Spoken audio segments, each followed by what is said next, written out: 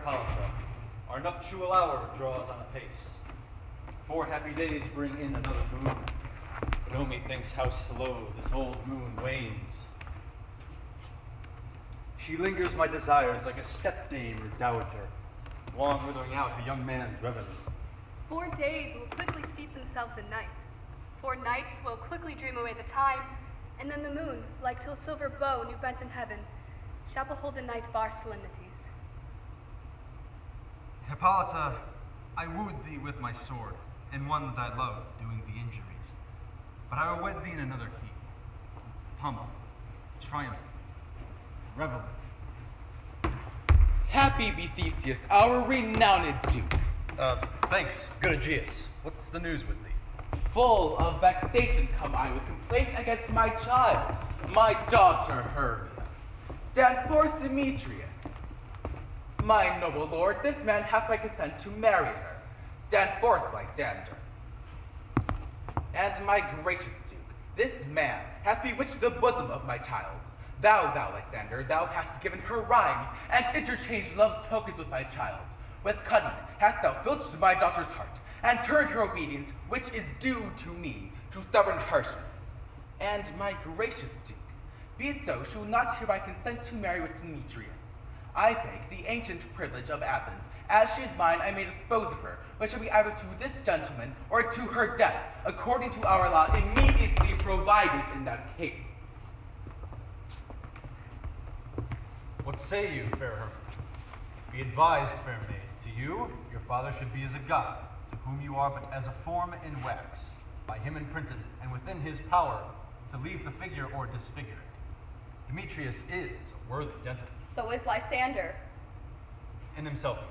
But in this kind, wanting your father's choice, the other must be held worthy. I would my father looked, but with my eyes. Rather with your eyes, with his judgment look. I do entreat your grace to pardon you. I know not by what power I am made bold, nor how it may concern my modesty in such a presence here to plead my thoughts. But I do beseech your grace that I may know the worst that may befall me in this case if I refuse to wed Demetrius. Either to die the death, or to abjure forever the society of men. Therefore, fair Hermia, know of your youth, question your desires, examine well your blood, whether, if you yield not your father's choice, you shall endure the livery of a nun. For I to be in shady cloister mewing, to live a barren sister all your life, chanting faint hymns to the cold, fruitless moon. Thrice blessed they that master so their blood to undergo such maiden pilgrimage. But earthlier happy is the rose distilled, than that day which, withering on the virgin thorn, grows, lives, and dies in single blessedness. So will I grow, so live, so die, my lord, ere I will yield my virgin patent up unto his lordship, whose unwished yoke my soul consents not to give sovereignty. Take time to pause. And by the next new moon, the sealing day betwixt my love and me for everlasting bond of fellowship, upon that day, either prepare to die for disobedience to your father's will, or else to wed Demetrius as he would, or to protest on Diana's altar for austerity and single life. Relent, sweet Hermia. Lysander, yield thy crazy title to my certain right. You have her father's love, Demetrius. Let me have Hermia's. Do you marry him? Scornful Lysander true, he hath my love, and what is mine my love shall render him. And she is mine, and all my right of her I do estate unto Demetrius. I am, my lord, as well derived as he, as well possessed. My love is more than his. My fortunes every way is fairly ranked, if not with vantage as Demetrius's. And, which is more than all these boast of me, I am beloved of beauteous Hermia. Why then should I not prosecute my right? Demetrius, I'll avouch it to his head, made love to Nader's daughter Helena, and won her soul. And she, sweet lady, dotes, devoutly dotes in idolatry upon this spotted and inconstant man. I must confess, I have heard so much, and with Demetrius thought to have spoke thereof, but being overfull of self-affairs, my mind did lose it. But Demetrius, come, and come, Aegeus. I have some private schooling for you both.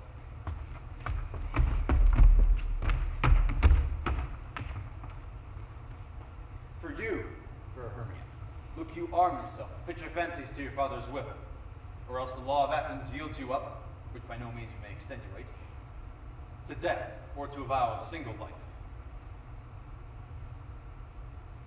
Come, my Hippolyta. cheer, my love. Demetrius and Aegeus go along. I must employ you in some business against our nuptial and confer with you with something that nearly concerns yourselves. With duty and desire we follow you.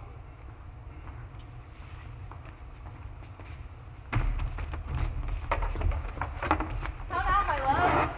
Why is your cheek so pale? How chance the roses there do fade so fast?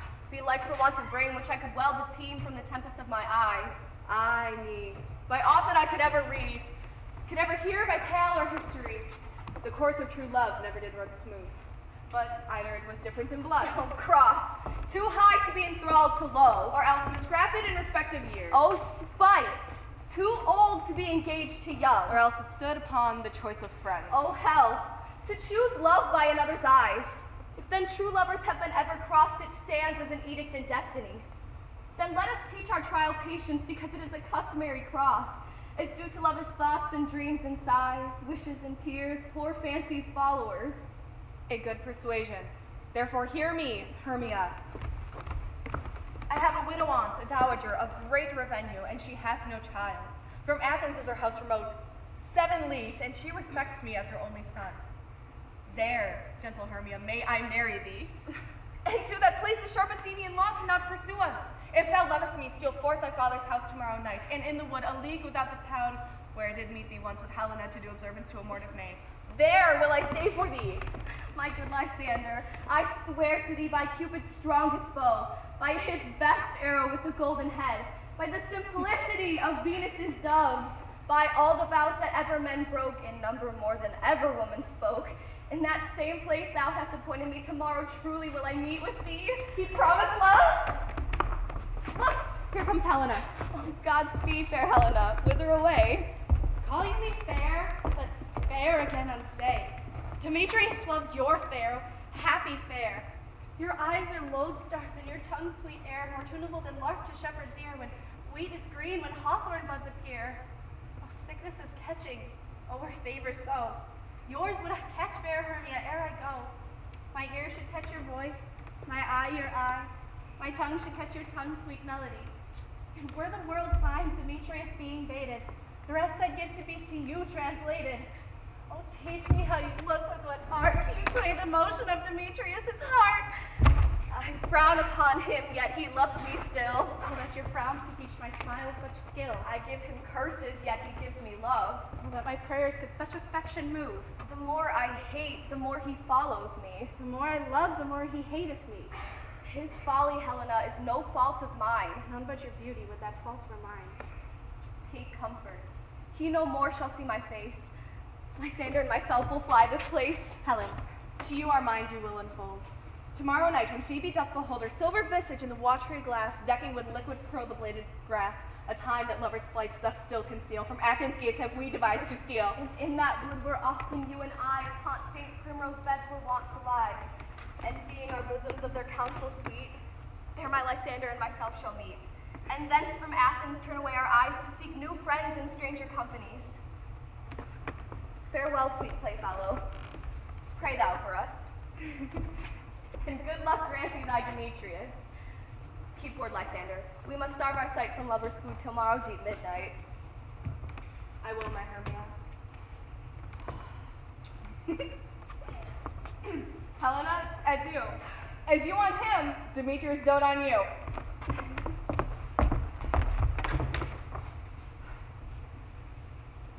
How happy some or other some can be.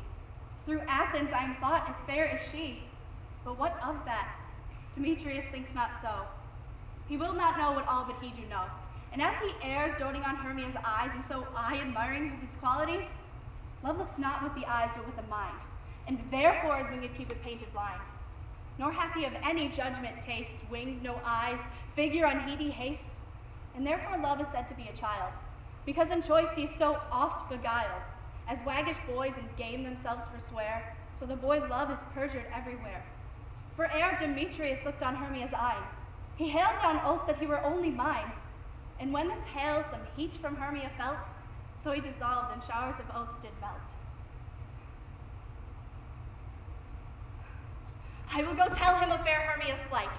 Then to the wood will he tomorrow night pursue her, and for this intelligence, if I have thanks, it is a dear expense, but here in me nigh to enrich my pain, to have a sight thither and back again.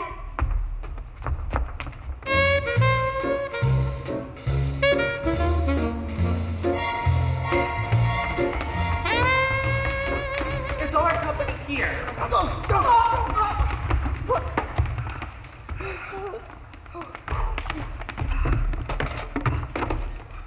You were best to call them generally, man by man, according to the script. Here is the scroll of every man's name that is thought fit through all of Athens to play in our interlude before the Duke and Duchess on his wedding day at night. First, good Peter Quince, say what the play treats on, then name your actors and so grow to a point. Mary, our play is the most lamentable comedy and cruel death of Pyramus and Disney! A very good piece of work, I assure you, and it married. Now, good Peter Quince, call forth your actors by the scroll. Masters, spread yourselves. Answer as I call you. Nick Bottom, the Weaver. Ready, name a part I'm for and proceed. You, Nick Bottom, are set down for Pyramus. Oh. What is Pyramus? A lover or a tyrant? A lover who kills himself, most gallant for love. That will ask some tears in the true performing of it. If I do it, let the audience look to their eyes. I will move storms. I will condole in some measure to the rest. Yet my chief humor is for a tyrant. I could play Heracles rarely, or a part to tear a cat in all its splits. The raging rocks and shivering shocks shall break the locks of prison gates, and Phoebus' car shall shine from far, and make and mar the foolish fates. This was lofty. Name the rest of your players. This was Heracles' vein, a tyrant's vein. A lover is more condoling. Francis Flute the Bellows Bender. Here, Peter Quince. Flute, you must take Thisbe on you. Oh. What is Thisbe? A wandering knight? It is the lady that Pyrrhus must love. Nay, Faith, let not me play a woman. I have a beard coming. That's all one. You shall play to mask, and you may speak as small as you will. And I may hide my face. Let me play Thisbe too. I will speak in a most monstrous little voice. Thisbe, Thisbe. Oh, Pyrrhus, No, you must play Pyramus, and Flute you Thisbe. Well, proceed. Robin Starveling the tailor. Here, Peter Quinn. Robin Starveling, you must play Thisbe's mother. Oh. Tom Snout the taker. Here, Peter Quinn. You Pyramus' father. Oh. Myself Thisbe's father. Snug the joiner, you the lion's part. And I hope here a play is fitted. Have you the lion's part written? Pray you if it be given me, for I am slow of study. You may do it extempore, for it's nothing but roaring. Let me play the lion too. I will roar that will do any man's heart good to hear me. Roar! I will roar that I will make the Duke say, let him roar again, let him roar again. And you should do it too terribly that you would fright the Duchess and the ladies that would make them shriek, and were enough to hang us all. That would hang us, every mother's son. I grant you, friends, if we were to fright the ladies out of their wits, they would have no more discretion but to hang us. But I will aggravate my voice, and I will roar you as gently as any sucking dove. I will roar you into or any nightingale. You can play no part but Pyramus, for Pyramus is a sweet-faced man, a proper man, as one shall see in a summer's day, a most lovely, gentleman-like man. Therefore, you needs play Pyramus. Well, I will undertake it. What beard would I best play it in? Why would you will? I will discharge in either your straw-colored beard, your orange tawny beard, your purple ingrained beard, or your French crown colored beard, your perfect yellow. Most of your French crowns have no hair on them at all, and then you'll play bareface. But masters, here are your parts, and I am to entreat you, request you, and desire you come them by tomorrow night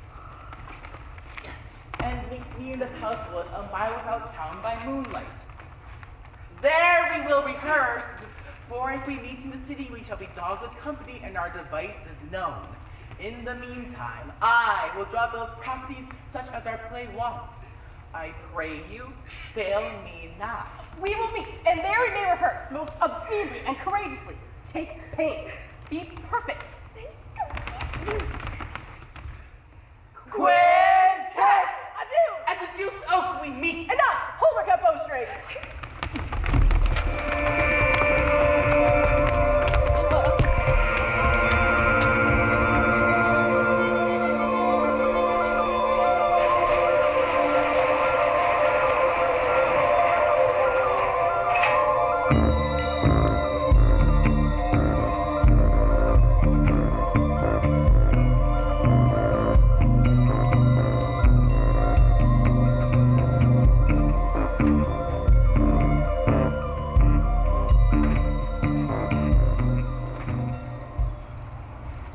How now, spirit? Whither wander you? Over hill, over dale, thorough bush, thorough briar, over park, over pale, thorough flood, thorough fire. I do wander everywhere swifter than the moon's sphere, and I serve the fairy queen to her orbs upon the green. I must go seek some dewdrops here and hang a pearl in every cowslip's ear. Farewell, thou love of spirits, I'll be gone. Our queen and all our elves come here anon. The king doth keep his revels here tonight. Take heed, the queen, not within his sight.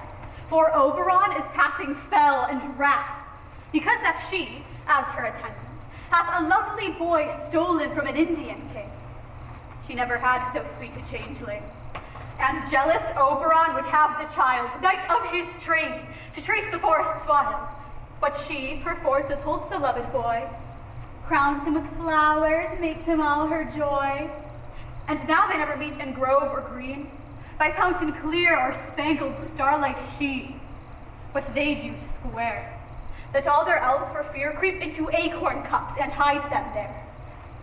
Either I mistake your shape in making flight, or else you are the shrewd and knavish sprite called Robin Goodfellow.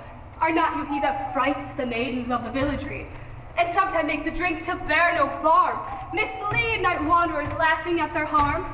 Those that hobgoblin call you, and sweet puck, you do their work, and they shall have good luck. Are not you he? Thou speakest right. I am that merry wanderer of the night. I jest to Oberon and make him smile, when I a fat and bean-fed horse beguile, name in likeness of a filly foal. And sometime lurk I in a gossip's bowl, in very likeness of a roasted crab, and when she drinks, against her lips I bob it on her with her dewlap for the air. The wisest aunt telling the saddest tale, sometime for a 3-foot stool mistaketh me. Then slip I from her bum down, topples she, and Taylor cries and falls into a cough. And then the whole choir hold their hips and laugh, and wax it in their mirth and knees, and swear a merrier hour was never wasted there. But room, fairy, here comes Oberon, and here my mistress, would he were gone.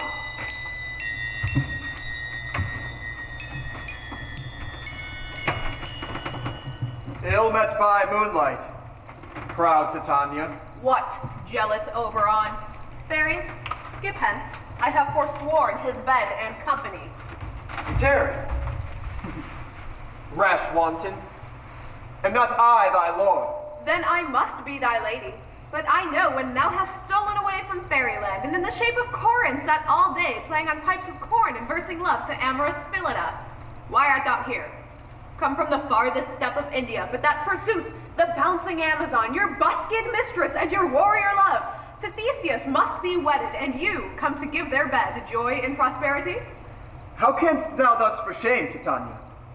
Glance at my credits with Hippolyta, knowing I know thy love to Theseus. These are the forgeries of jealousy, and never since the middle summer spring met we on hill, in dale, forest, or mead, by paved fountain, by rushing brook, or in beach and margin of the sea, to dance our ringlets to the whistling wind, but with thy brawls thou hast disturbed our sport. Therefore the winds, piping to us in vain as in revenge, has sucked up from the sea contagious fogs which falling in the land have every pelting river made so proud that they have overborne their continents. No night is now with him or hero blessed. Therefore the moon, the governess of floods, pale in her anger, washes all the air the rheumatic diseases do abound. And thorough this distemperature we see, the seasons alter. The spring, the summer, the childing autumn, the angry winter change their wonted liveries, and the mazed world by their increase now knows not which is which. And this same progeny of evils comes from our debate, from our dissension. We are their parents and original. Do you amend it then? It lies in you. Why should Titania cross her Oberon? I do but beg a changeling boy to be my henchman. Set your heart at rest. The fairyland boy is not a child of me. His mother was a votress of my order, and full often in the Indian air has she gossiped by my side.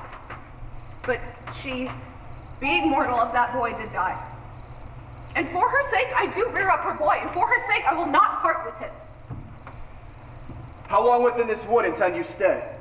Perchance till after Theseus' wedding day. If you'll patiently dance an hour round and see our moonlight revels, go with us. If not, shun me, and I will spare your haunts. Give me that boy and I will go with you. Not for thy fairy kingdom. Fairies away, we shall chide downright if I longer stay. Well, go thy way. Thou shalt not from this grove till I torment thee for this injury.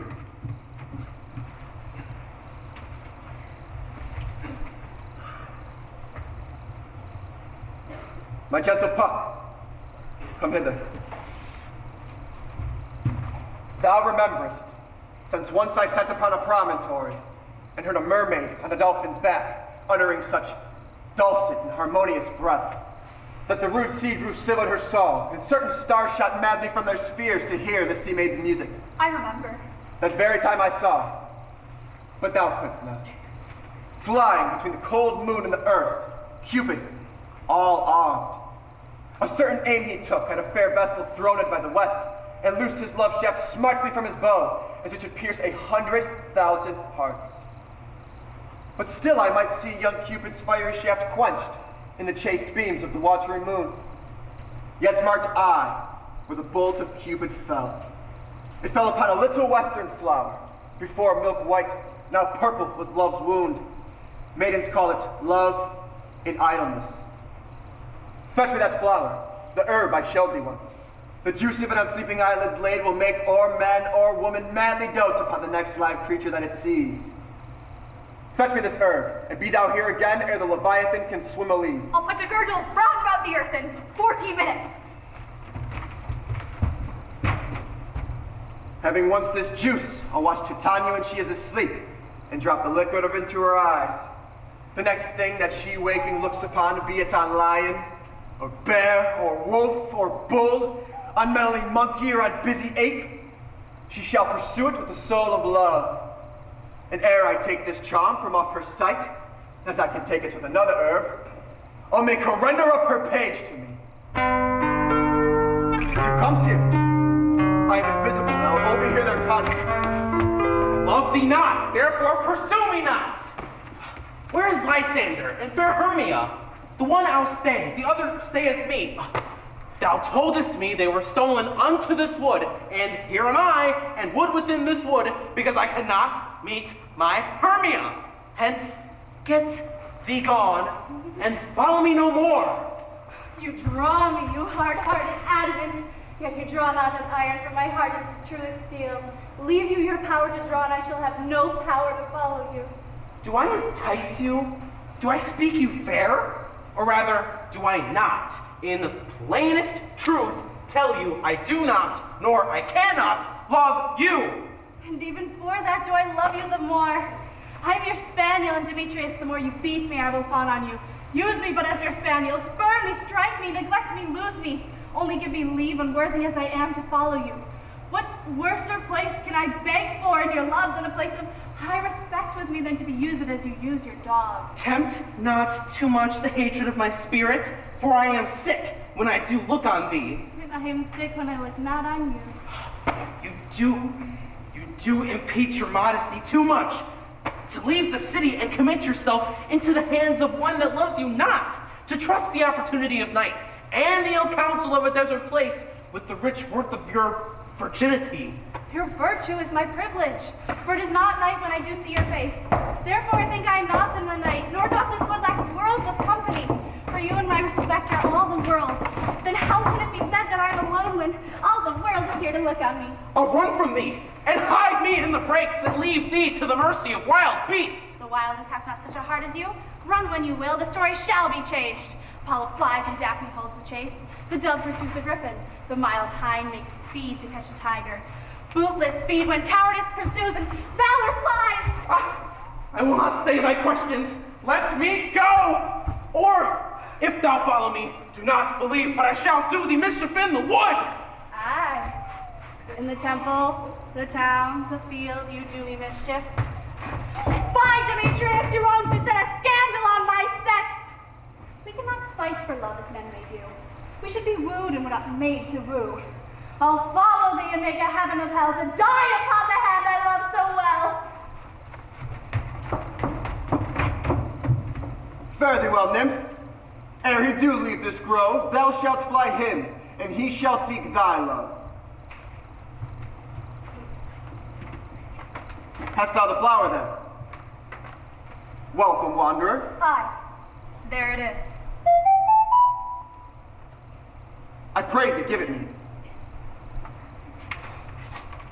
I know a bank where the wild thyme blows, where ox slips and the nodding violet grows.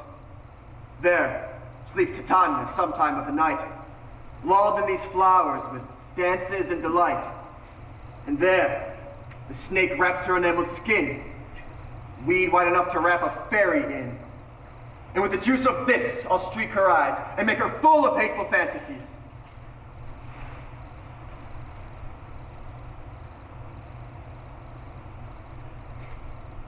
Take thou some of it and seek through this grove. A sweet Athenian lady's in love with a disdainful youth. Anoint his eyes, but do it when the next thing he espies may be the lady. Thou shalt know the man by the Athenian garments he hath on. Affect it with some care, that he may prove more fond on her than she upon her love. But look thou, meet me ere the first cock crow. Fear not, my lord. Your servant shall do so.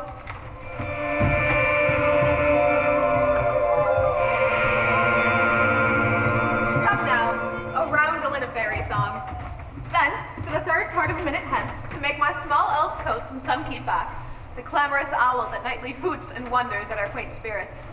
Sing me now asleep, then to your offices and let me rest. Spotted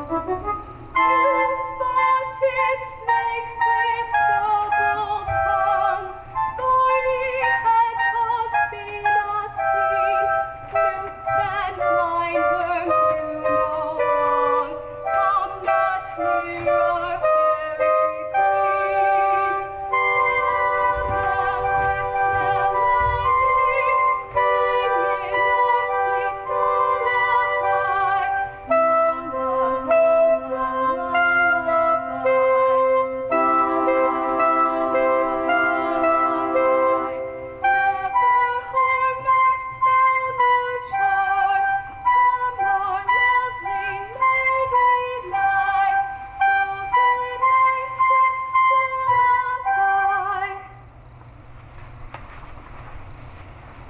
Hence away, now all is well.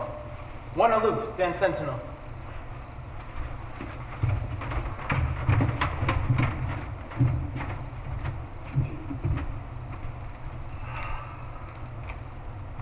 Wouldst thou ceased when thou dost wake?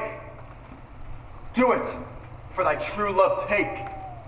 Love and languish for his sake. Be it ounce or cat or bear, pard or boar with bristled hair. In thy eye that shall appear. When thou wakest, it is thy dear.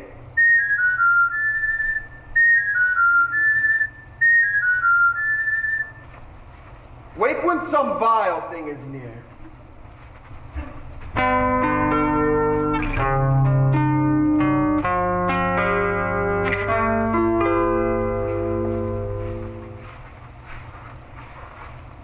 Fair love, you faint with wandering in the wood. And to speak troth, I have forgot our way. We'll rest us, Hermia, if you think it good, and tarry for the comfort of the day. Be it so, Lysander. Find you out of bed, for I upon this bank will rest my head. One turf shall serve as pillow for us both. One heart, one bed, two bosoms, and one troth. Nay, good Lysander, for my sake, my dear, lie further off yet, do not lie so near. Oh, take the sense, sweet, of my innocence. Love takes meaning in love's conference. I mean that my heart unto yours is knit, so then but one heart can we make of it. Then by your side, no better me deny, for lying so, Hermia, I do not lie. Lysander riddles very prettily. Now much beshrew my manners and pride if Hermia meant to say Lysander lied. But gentle friend, for love and courtesy, lie further off in human modesty. Such separation as may well be said becomes a virtuous bachelor and a maid. So far be distant, and good night, sweet friend. Thy love ne'er alter till thy sweet life end. Amen. Amen. To that fair prayer say I, and then end life when I end loyalty. Here is my bed. Sleep give thee all his rest. With half that wish, the wisher's eyes be pressed. Through the forest have I gone, but Athenian found I none, on whose eyes I might approve this flower's force and stirring love. Night and silence. Who is here? Weeds of Athens he doth wear. This is he, my master said, despised the Athenian maid. And here, the maiden sleeping sound on the dank and dirty ground. Pretty soul, she durst not lie near this lack love, this kill courtesy. Sure, on thy eyes I throw all the power this charm doth owe. When thou wakest, let love forbid sleep his seat on thy eyelid.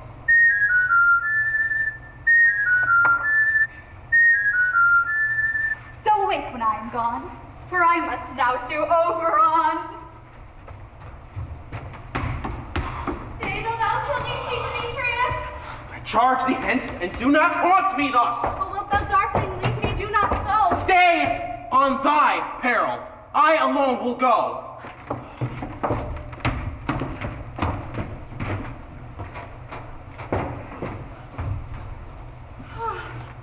Oh, I'm out of breath in this fond chase. The more my prayer, the lesser is my grace. Happy is Hermia wheresoe'er she lies, for she hath blessed and attractive eyes. How came her eyes so bright? Not with salt tears. So my eyes are oftener washed than hers. What wicked and dissembling glass of mine may be compared with Hermia's fiery eye? But who is here? Lysander! On the ground? Dead or asleep? I see no blood, no wound. Lysander! If you live, good sir, awake! And run through fire I will for thy sweet sake. Transparent Helena, nature shows art, that looking through thy bosom makes me see thy heart. Where is Demetrius? Oh, how fit a word is that vile name to perish on my sword. Do not say so, Lysander, say not so. What, though he love your Hermia, Lord, what though? Yet Hermia loves you still, and be content. Content with Hermia?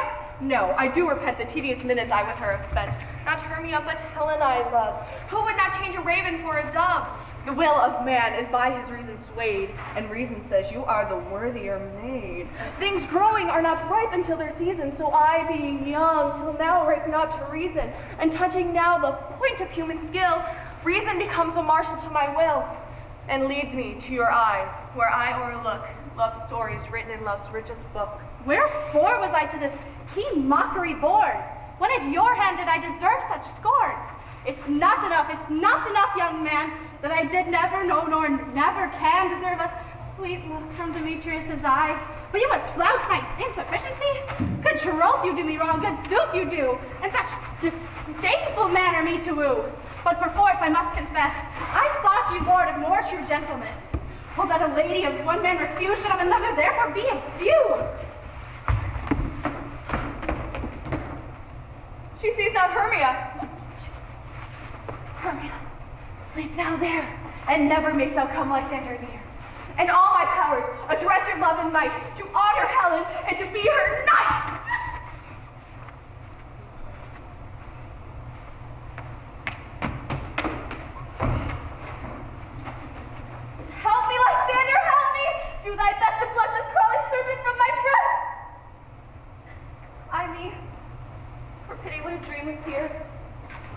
if I do quake with fear? Methought a serpent ate my heart away, and you sat smiling at his cruel prey. Lysander! What removed, Lysander Lord? What? Out of hearing? Gone? No sound, no word? Alack, where are you? Speak, and if you hear, speak of all loves. I swoon almost with fear. No? Then I well perceive you are not nigh. Either death or you I'll find immediately.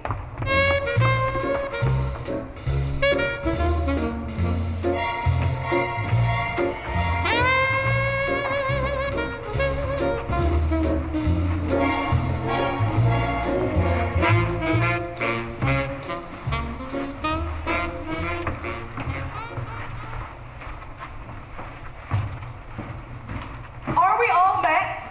Pat, Pat, and here's a marvelous convenient place for our rehearsal. This green pot shall be your stage. This hawthorn break our retiring house. And we will do it in action as we will do it before the Duke. What sayest thou, Bully Bosom? There are things in this comedy of Pyramus and Thisbe that will never please. First, Pyramus must draw a sword to kill himself, which the ladies cannot abide. How answer you that? By your lack in a parlous fear. I believe you must be the color now when all is done. Not to wait. I have devised to make all well. Write me a prologue, and let that prologue seem to say that we will do no harm with our swords, and that Pyramus is not killed indeed. And for the more better assurance, say that I, Pyramus, am not Pyramus, but Bottom, the weaver. This will put them out of fear. Well, we shall have such a prologue, and it shall be written in 8 and 6. No, make it 2 more. Let it be written in 8 and 8. Will not the ladies be afeared of the lion? I'm fearing, I promise you. Masters, you ought to consider with yourselves to bring in, God shield us, a lion among ladies' most dreadful thing. For there's not a more fearful wildfowl than your lion living, and we ought to look to it. Therefore another prologue must tell he is not a lion. Nay, you must name his name, and half his face must be seen through the lion's neck, and he must speak through, saying thus or to the same effect. Ladies, or fair ladies, I would wish you, or I would request you, or I would entreat you, not to fear, not to tremble. My life for yours. If you think I come hither as a lion, it were pity on my life. No, I am no such thing. I am a man, as other men are, and there indeed he must speak through and say that he is. Snuggle-joiner! Well, it shall be so. But there is 2 hard things. That is to bring moonlight into the chamber where Pyramus and Thisbe meet by moonlight. Doth the moon shine the night we play our play? A calendar! A calendar! Look at an almanac! Find out moonshine! Find out moonshine!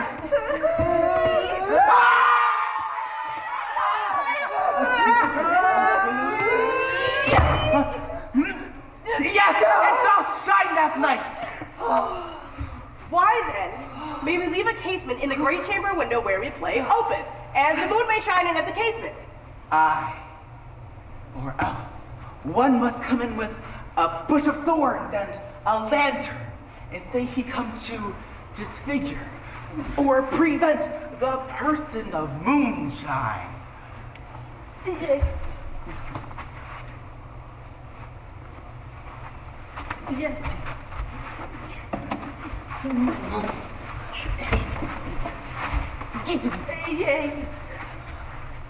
Huh?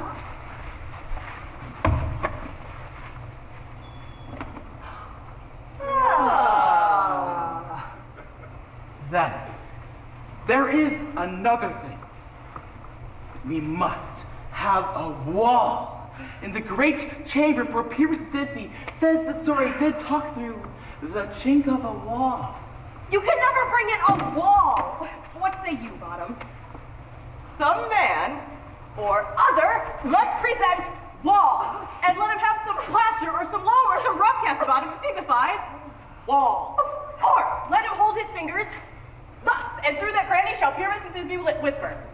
If that may be, then all is well. Come, sit down, every mother's son, and rehearse your parts. Pyramus, you begin. When you have spoken your speech, enter into that break, and so everyone according to his cue.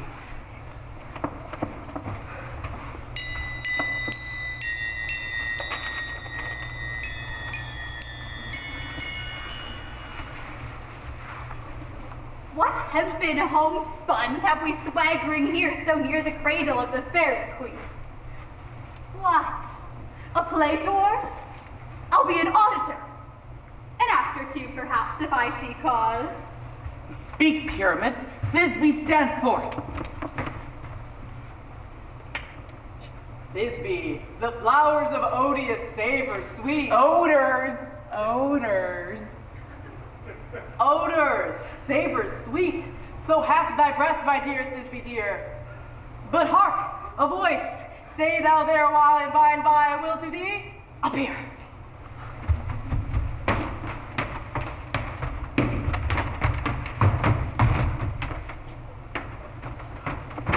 A stranger Pyramus than e'er played here.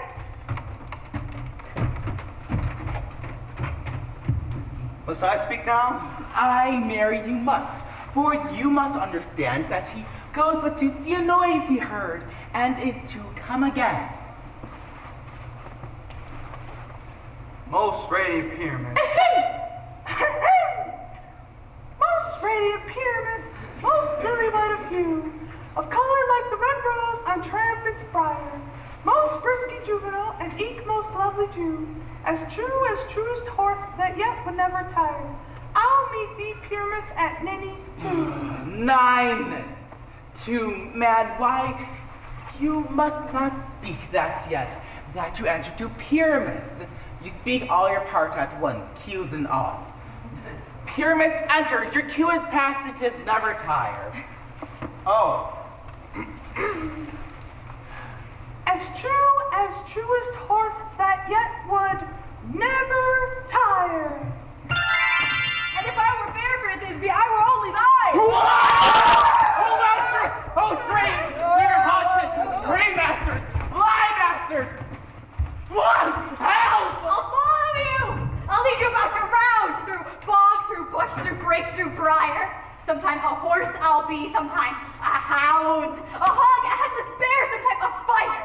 And neigh, and bark, and grunt, and roar, and burn, like horse, hound, hog, bear, fighter, at every turn. Why do they run away? This is a knavery of them to make me afeard. Yeah! Oh, bottom, thou art changed. What do I see on thee? What do you see? You see an asset of your own, do you?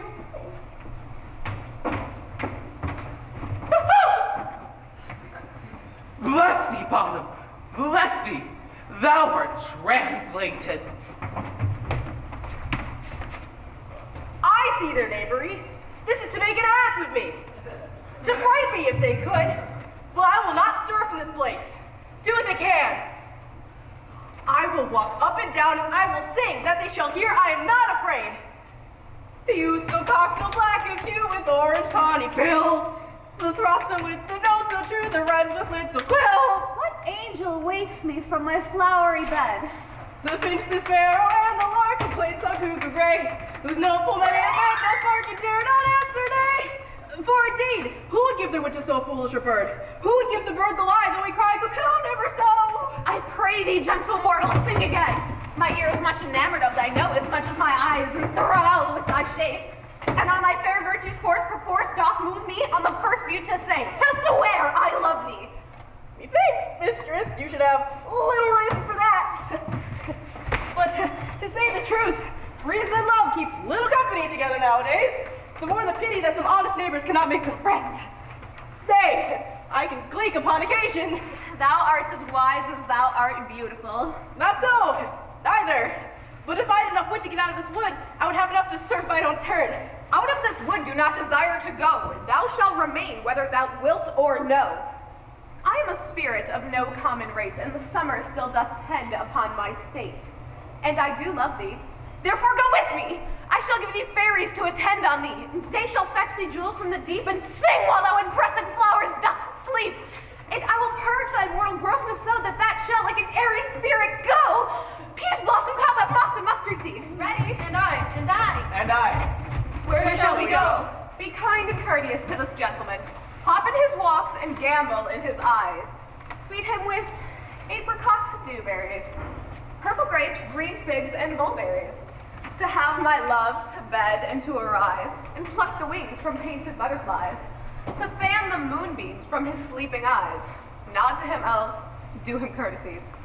Hail, mortal! Hail! Hail! Hell. Come, wait upon him. Bring him to my bower. The moon, methinks, looks with a watery eye, and when she weeps, weeps every little flower. Lamenting some enforced chastity, tie up my lover's tongue. Bring him silently.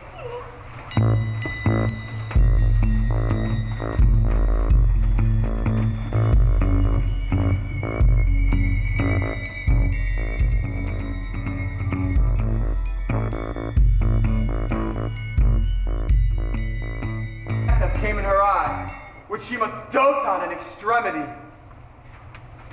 But here comes my messenger. How now, mad spirit? What's night rule now about this haunted grove? My mistress with a monster is in love. Near to her close and consecrated bower, while she was in her dull and sleeping hour, a crew of patches, rude mechanicals that work for bread upon Athenian stalls, were met together to rehearse a play, intended for great Theseus' nuptial day. The shallowest thick skin of that barren sore to Pyramus, presented in their sport, forsook his scene and entered in a break. When I did him at this advantage take, an ass's knoll I fixed on his head, anon his thisbe must be answered, and forth my mimic comes. When they him spy, so out of sight, away his fellows fly. I led them on in this distracted fear, and left sweet Pyramus translated there. When in that moment, so it came to pass, Titania waked and straightway loved an ass. This falls out better than I could devise. But hast thou yet latched the Athenian's eyes with the love juice, as I did bid thee do? I took him sleeping, that is finished too, and the Athenian woman by his side, that when he waked of force she must be eyed. Stand close. This is the same Athenian. This is the woman, but not this the man. So, lay breath so bitter on your bitter foe. Now I could chide, but I should use thee worse. For thou, I fear, hast given me cause to curse. If thou hast slain Lysander in his sleep, being o'er shoes in blood, plunge in the deep and kill me too. Would he have stolen away from sleeping Hermia? I'll believe as soon this whole earth may be bored, and that the moon may through the center creep, and so displease her brother's noontides with the antipodes. It cannot be but thou hast murdered him. So should a murderer look so dead, so grim. So should the murdered look, and so should I, pierce through the heart with your stern cruelty. Yet you, the murderer, look as bright, as clear, as yonder Venus in her glimmering sphere. What's this to my Lysander? Where is he? Ah, good Demetrius, wilt thou give him me? I had rather give his carcass to my hounds. Out dog, out cur, thou drives me past the bounds of maiden's patience. Hast thou slain him then? Henceforth be never numbered among men. Oh, once, tell true even for my sake. You spent your passion on a misprized mood. I am not guilty of Lysander's blood, nor is he dead for aught that I can tell. I pray thee, tell me then that he is well. And if I could, then what should I get therefore? A privilege never to see me more. From thy hated presence part I sow. See me no more, whether he be dead or no. There is no following her in this fierce vein. Here, therefore, for a while I will remain. So sorrow's heaviness doth heavier grow, for debt that bankrupt sleep doth sorrow owe, which in some slight measure it will pay, if for his tender here I make some stay.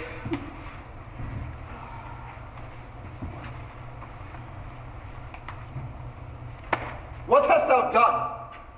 Thou hast mistaken quite, and laid the love juice on some true love sight. Then Phaeto rules that one man holding troth of million fail, confounding oath on oath. About the wood go swifter than the wind, and Helena of Athens look thou find. All fancy sick she is, and pale of cheer, with sighs of blood that cost the fresh blood dear. By some illusion see thou bring him here. All charm his sight against she do appear. I go! Look how I go! Swifter than arrow from the Tartar's bow. Flower of this purple dye hits with Cupid's archery. Sink in apple of his eye. When his love he doth espy, Let her shine as gloriously as the Venus of the sky. When thou wakest, if she be by,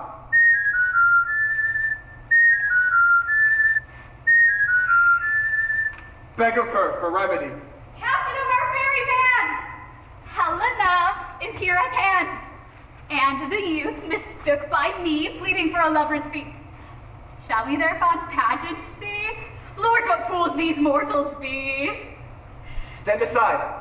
The noise they make will cause Demetrius to awake. Then will two at once woo one. That must needs be sport alone. For those things do best please me that befall preposterously. Why should you think that I should woo in scorn? Scorn and derision never come in tears. Look, when I vow, I weep, and vow so born in their nativity all truth appears. How can these things in me seem scorn to you, bearing the badge of faith to prove them true? You do advance your cunning more and more. When truth kills truth, I'm devilish, holy fray. These vows are Hermia's. Will you give her or weigh oath with oath, and you will nothing weigh? Your vows to her and me put in two scales will even weigh, and both as light as tails. I had no judgment when to her I swore. Nor none in my mind, now you give her or. Demetrius loves her, and he loves not you. Oh, Helen, goddess, nymph, perfect divine, to what, my love, shall I compare thine eye? Crystal is muddy. Oh, how ripe and show thy lips! Those kissing cherries tempting grow that pure congealed white, high towards the snow, fanned with the eastern winds, turns to a crow when thou holdest up thy hand. Oh, let me kiss this princess of pure white, this seal of bliss. Oh, spite! Oh, hell! I see you are all bent to set against me for your merriment. If you were civil and knew courtesy, you would not do me thus much injury.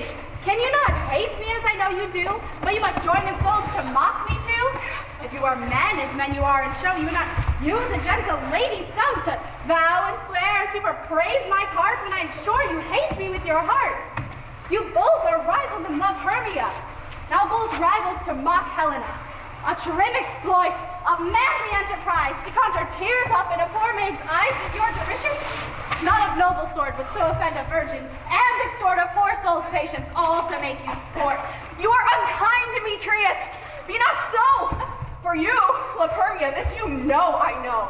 And here, with all goodwill, with all my heart, in Hermia's love, I yield you up my part, and yours of Helena to me bequeath, whom I do love, and will do till my death. Never did mockers waste more idle breath. Lysander, keep thy Hermia. I will none. If e'er I loved her, all that love is gone. My heart to her but as guest-wise sojourned. And now to Helen is its home returned, there to remain. Helen, it is not so. Disparage not the faith thou dost not love. No, lest to thy peril thou will buy it dear. Look where thy love comes. Yonder is thy dear. Dark night that from the eye his function takes, the ear more quick of apprehension makes, wherein it doth impair the seeing sense and taste, the hearing double recompense. Thou art not by mine eye, Lysander, for in my ear I think it brought me to thy sound. But why unkindly didst thou leave me so? Why should he stay whom love doth press to go? What love could press Lysander from my side? Lysander's love that would not let him bide. For Helena, who more in guilt and night than all yon fiery oaths and eyes of light. Why seekst thou me? Could not this make thee know the hate I bear that made me leave thee so? You speak not as you think, it cannot be. Lo, she is one of this confederacy. Oh, now I do perceive they have conjoined all three to fashion this false sport in spite of me. Injurious Hermia, most ungrateful maid, have you conspired? Have you these contrived to bait me with this foul derision? Is all the counsel we two have shared, the sisters' vows, the hours we have spent where we have chid the hasty footed time for parting us? Or was it all forgot? And will you rent our ancient love asunder to join with men in scorning your poor friend? It's not friendly. 'Tis not maidenly. Our sex as well as I may chide you for it, though I alone do feel the injury. I am amazed at your words. I scorn you not, it seems that you scorn me. Have you not set Lysander as in scorn, to follow me and praise my eyes and face, and made your other love Demetrius, who he now but did spurn me with his foot to call me goddess, nymph, divine and rare, precious, celestial? Wherefore speaks he this to her he hates, And wherefore doth Lysander deny your love, so rich within his soul, and tender me forsooth affection, but by your setting on, by your consent? What, though I be not so in grace as you, so hung upon with love, so fortunate, but miserable most to love unloved? This you should pity rather than despise. I understand not what you mean by this. I do. Persever, counterfeit sandwoops. Make mouths upon me when I turn my back. Wink at each other, hold this sweet jest up. This sport well carried shall be chronicled. If you have any pity, grace, or manners, do not make me such an argument. But very well, 'tis partly my own fault, which death or absence soon shall remedy. Stay, gentle Helena. Hear my excuse. My love, my life, my soul, fair Helena. Oh, excellent. Sweet, do not scorn her soul. If she cannot entreat, I can compel. Thou canst compel no more than she entreat. Thy threats have no more strength than her weak prayers. Helen, I love thee, by my life I do. I swear by that which I will lose for thee to prove him false, and since I love thee not. I say, I love thee more than he can do. If thou say so, withdraw and prove it too. Quick, come! Lysander, whereto tends all this? No, he'll seem to break loose. Take on as you would follow, but yet come not. You are a tame man, go. Hey, off, thou cat, thou bird! Vile thing, let loose, or I will shake thee from me like a serpent! Why are you grown so rude? What change is this, sweet love? Thy love? Out, tawny tartar, out! Outloathed medicine? Oh, hated potion, hence! Do you not jest? Yes, sooth, and so do you. Demetrius, I will keep my word with thee. I would I had your bond, for I perceive a weak bond holds you. I will not trust your word. What? Should I strike her? Hurt her? Kill her dead? Although I hate her, I'll not harm her thus. What could you do me greater harm than hate? Hate me? Wherefore, oh me, what news, my love? Am I not Hermia? Are you not Lysander? I am as fair now as I was erewhile.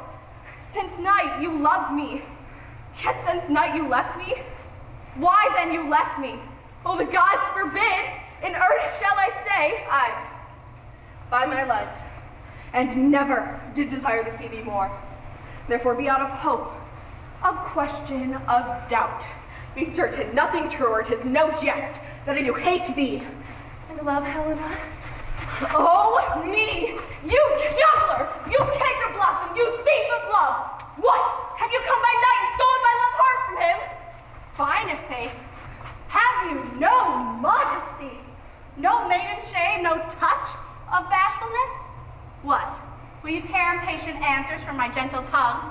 Fie, you counterfeit, you puppet, you! Puppet? Why so? Aye, that way goes the game. Now I perceive that she hath made compare. Between our stature she hath urged her height, and with her personage, her tall personage, her height forsooth, she hath prevailed with him. And are you grown so high in his esteem because I am so dwarfish and so low? How low am I, thou painted maypole? Speak! How low am I? I am not yet so low, but that my nails can reach unto thine eyes! I pray you, you mock me, gentlemen, let her not hurt me. I was never cursed. I have no gift at all in shrewishness. I am a right maid for my cowardice. Let her not strike me. You perhaps may think because she is something lower than myself that I can match her. Lower? Hearken, yes! Good Hermia, do not be so bitter with me. I evermore did love you, Hermia, did ever keep your counsels, never wronged you. Save that into love unto Demetrius, I told him of your stealth into this wood. He followed you, for love I followed him. When he hath chinned me, hence and threatened me to spurn me, strike me, nay, to kill me too. And now you will let me quite go to Athens while I bear my folly back and follow you no further. Let me go. You see how simple and how fond I am. What get you gone? Who's it that hinders you? Foolish heart that I leave here behind. What, with Lysander? With Demetrius. Be not afraid. She shall not harm me, Helena. No, sir, she shall not. Though you take her part. Oh, when she is angry, she is keen and shrewd. She was a vixen when she went to school, and though she be but little, she is fierce. Little again. Nothing but low and little. Why will you suffer her to flout me thus? Let me come to her! Get you gone, you dwarf! You minimus of hindering knotgrass maid! You bead, you ankle! You are too officious in her behalf that scorns your services. Let her alone. Speak not of Helena. Take not her part. For if thou dost intend never so little show of love to her, thou shalt abide it. Now she holds me not. Now follow, if thou dares, to try whose right, of thine or mine, is most in Helena. Follow? Nay, I'll go with thee. Cheek by jowl. You mistress, all this coil is long of you. Nay, go not back. I will not trust you. I no longer stay in your cursed company. Your hands and mine are quicker for a fray. My legs are longer, though, to run away. I am amazed at your words and know not what to say.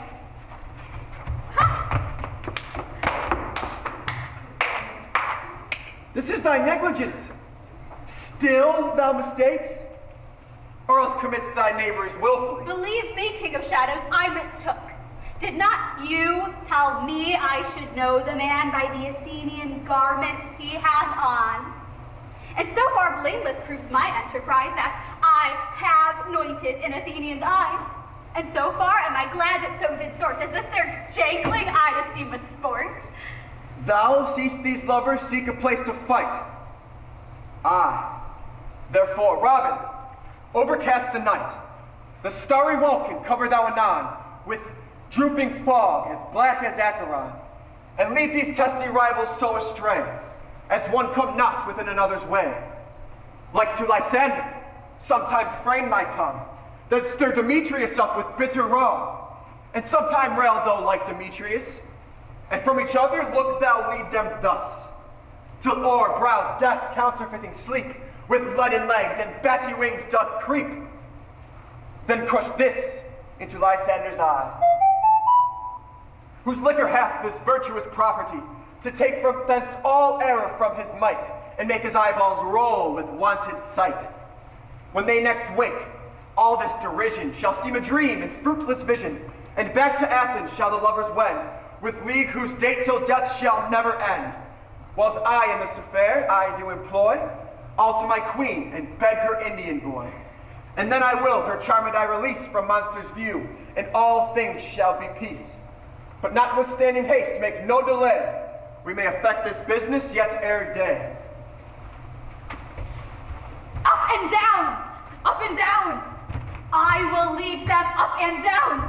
I am feared in field and town. Goblin, lead them up and down. Here comes one. Where art thou, proud Demetrius? Speak thou now!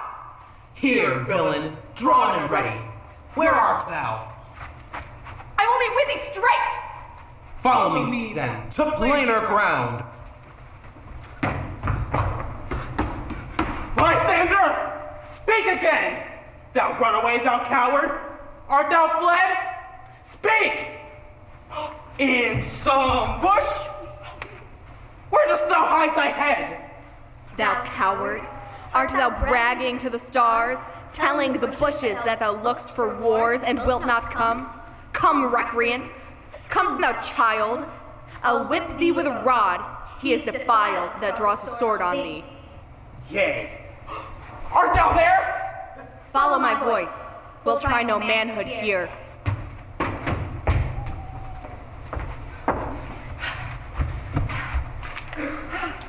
He goes before me, but still dares me on. When I come where he calls, then he is gone. The villain is much lighter heeled than I. I followed fast, but faster did he fly, that fallen am I in dark and even way. Here will rest me. Come thou gentle day, or if but once I see thy grey light, I'll find Demetrius and revenge this spite. Ho, ho, ho, coward. Why comest thou not? Abide me, if thou darest, for well I wot. Thou runnest before me, shifting every place, and darest not stand nor look me in the face? Where art thou now? Come hither, I am here. Nay, then thou mockest me. Thou shalt buy this deer, if ever I thy face by daylight see. Now, go thy way. Faintness constraineth me to measure out my length on this cold bed. by day's approach, look to be visited. Weary night, long and tedious night. Abate thy hours, shine thy comforts from the east, that I may back to Athens by daylight from these my poor company detest. In sleep that sometimes shuts up sorrow's eye, steal me a while from mine own company. Yet but 3? Come one more. 2 of both kinds makes up 4. Here she comes, cursed and sad. Cupid is a knavish lad, thus to make poor females mad. Never so weary, never so in woe, bedabbled with the dew and torn with the briars, and no further crawl, no further go. My legs can keep no pace with my desires. Here will I rest me till the break of day. Heaven shield Lysander if they mean a fray. On the ground, sleep sound. I'll apply to your eye, gentle lover, remedy. When thou wakest, thou takest true delight in the sight of thy former lady's eye. And the country proverb known that every man should take his own. In your waking shall be shown.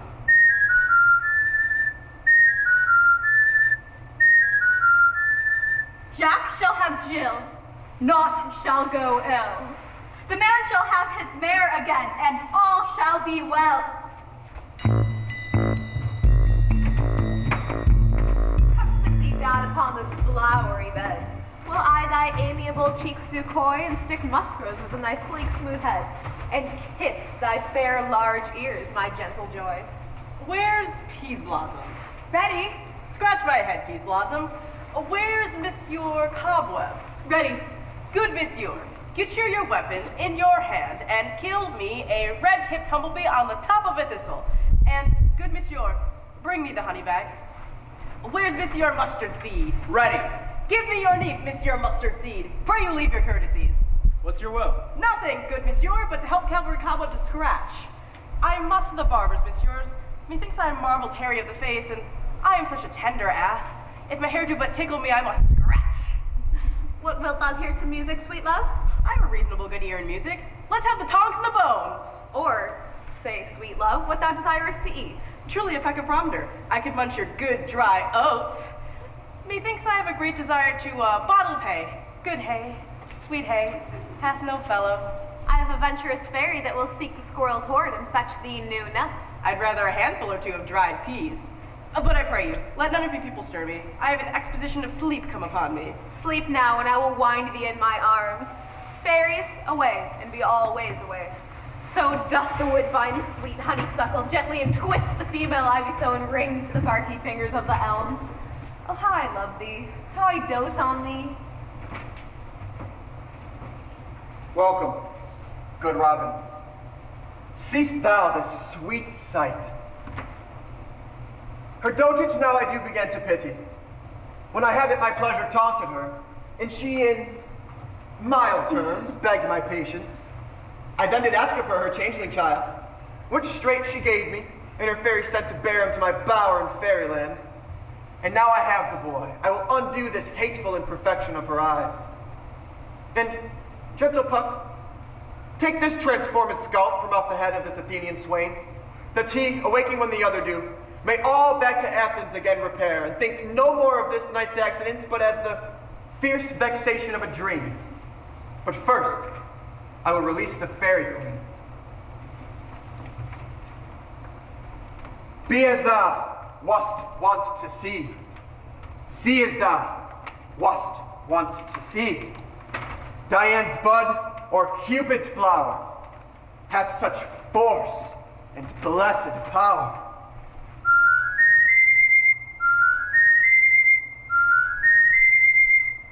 Now, Titania, wake you, my sweet queen. My Oberon, what visions have I seen? Methought I was enamored of an ass. There lies your love. Oh, how these things came to pass! Oh, mine eyes do loathe his visage now. Silence a while. Robin, take off this head. Titania, music call, and strike more dead than common sleep of all these 5 descents. Music ho, music such as charmeth sleep. Now when thou wakest, with thine ode, fool's eyes peep. Sound music. Titania, take hands with me, and rock the ground whereon these sleepers be.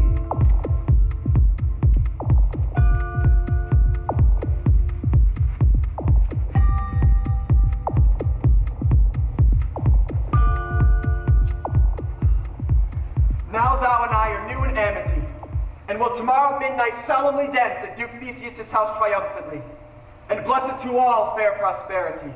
There shall the lovers be wedded with Theseus, all in jollity. Fairy king, attention mark, I do hear the morning lark. Then, my queen, in sad silent trip we after night's shade, we the globe can compass soon, swifter than the wandering moon.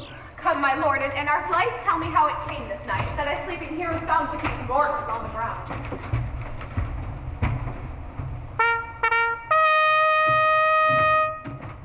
For now, our observation is performed.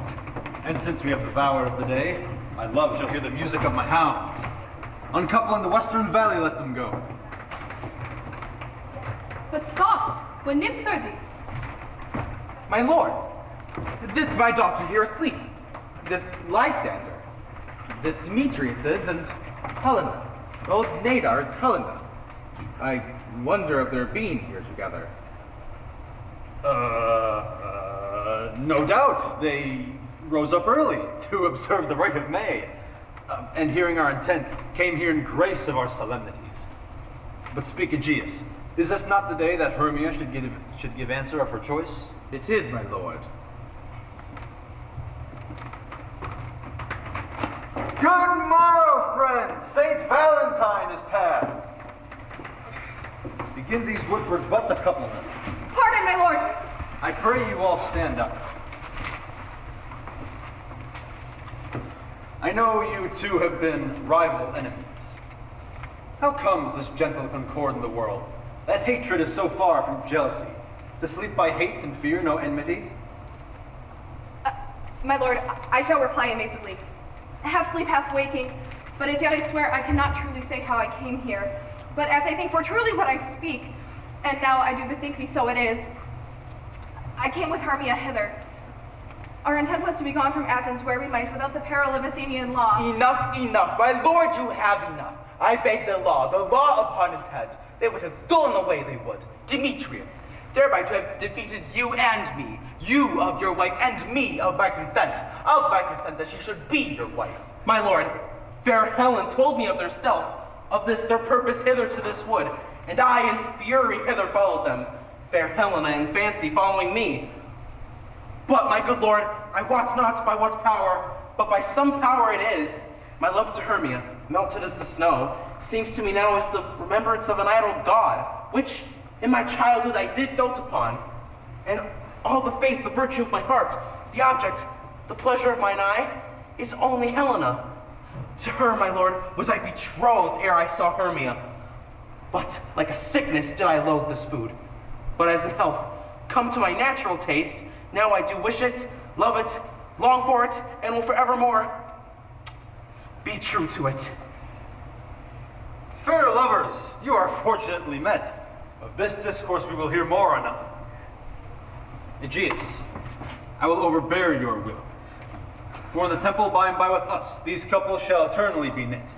And now for the morning is something worn. A proposed hunting shall be set aside. Away with us, to Athens. 3 and 3 will hold a feast in great solemnity. Come, my love.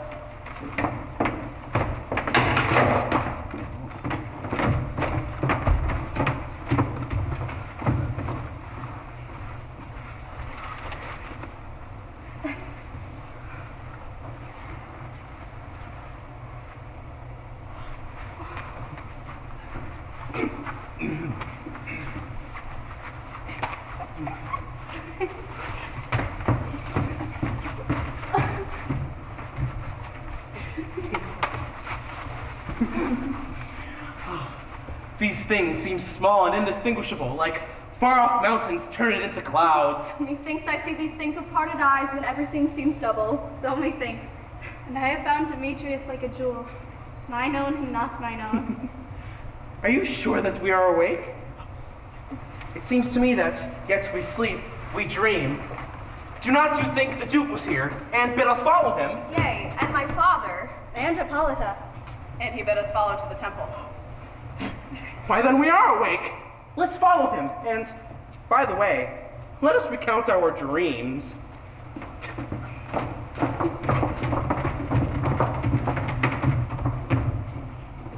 When my cue comes, call me and I will answer. My next is most fair Pyramus.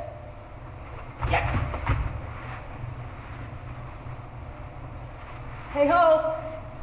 Peter Quince? Float, the bellows bender? Sal, the taker? Starveling. Cause my life stolen hence and left me asleep. I've had a most rare vision. I've had a dream, cast a little man to say what that dream was. Man is but an ass if he will go about to expound this dream. Methought I was... There is no man can say what.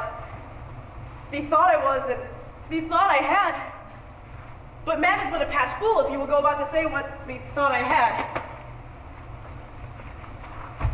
The eye of man hath not heard.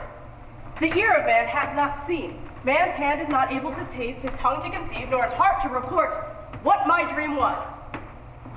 I will get Peter Quince to write a ballad of this dream, and it will be called Bottom's Dream, for it hath no bottom. And I will sing it at the latter end of a play, before the Duke.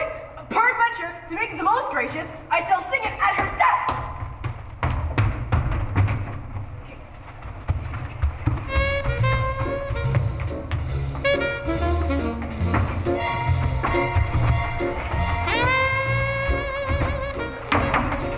Have you sent to Bottom's house? Has he come home yet? He cannot be heard of. Out of doubt he transported. If he come not, then the play is marred. Goes not forward, doth it? It is not possible, for you have no man in all Athens able to discharge Pyramus but he. No, he has simply the best wit of any handicraftsman in Athens. Being the very best person too, he have a very paramour for a sweet voice. You must say paragon, a paramour is, God bless us, a thing of naught. Masters, the Duke is coming from the temple. There were 2 or 3 lords and ladies more married. If our sport gone forward, we'd all be made men. Oh, sweet bully Bottom! Thus hath he lost 6 pence a day during his life. He could not have escaped 6 pence a day, and the Duke had not given him 6 pence a day for playing Pyramus. I'll be hanged! He would have deserved it. 6 pence a day in Pyramus, or nothing! Where are these lads? Where are these hearts? Fine! Almost courageous day! Almost happy hour! Masters, I am to discourse wonders. But ask me not what, for if I tell you I'm not true Athenian, I will tell you everything where it fell out. Let us hear, sweet Bottom. Not a word of me. All that I will say is that the Duke hath died. Get your apparel together. Good strings to your beards and your ribbons to your pumps. Every man meet presently at the palace. Every man look o'er his part. For the long and the short is, our play is prepared! In any case, let Thisbe have clean linen, and let not he who plays the lion pare his nails, for they are to hang out as the lion's claws. And, most dear actors, eat no onion nor garlic, for we are to utter sweet breath. And I do not doubt, but to hear them say, this is a sweet comedy. Well, no more words away, go away!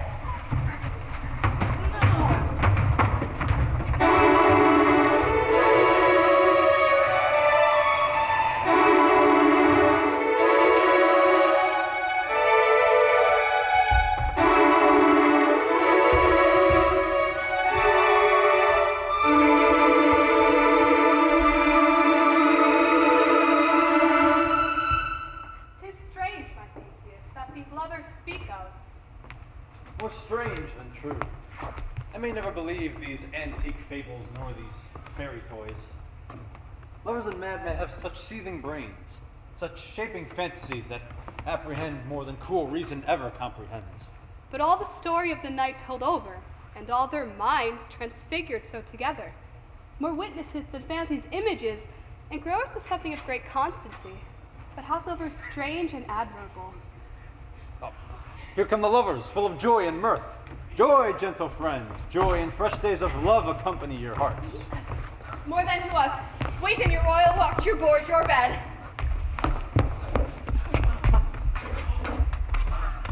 Oh, come now, what masks, what dances shall we have to wear away this long age of 3 hours between our after supper and bedtime?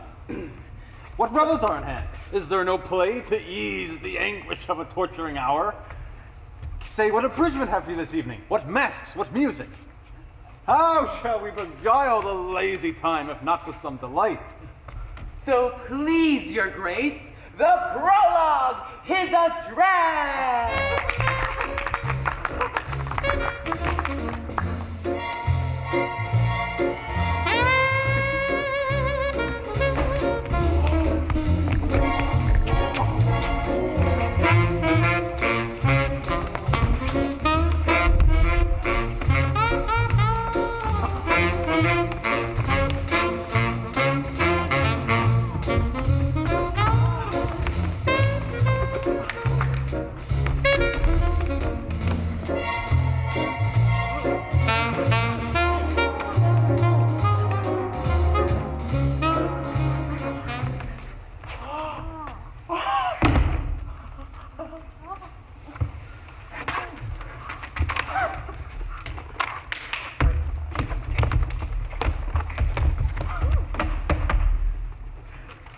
If we offend, it is with our goodwill you think we come not to offend, but with goodwill to show our simple skill.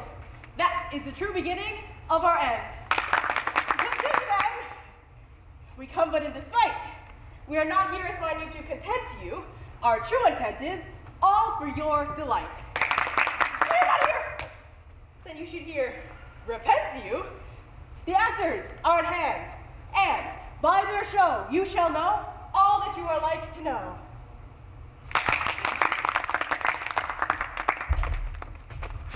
This fellow doth not stand upon points. He hath rid the prologue like a rough colt.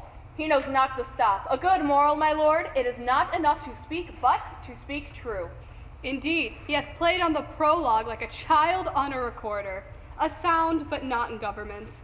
His speech was like a tangled chain, nothing impaired but all disordered.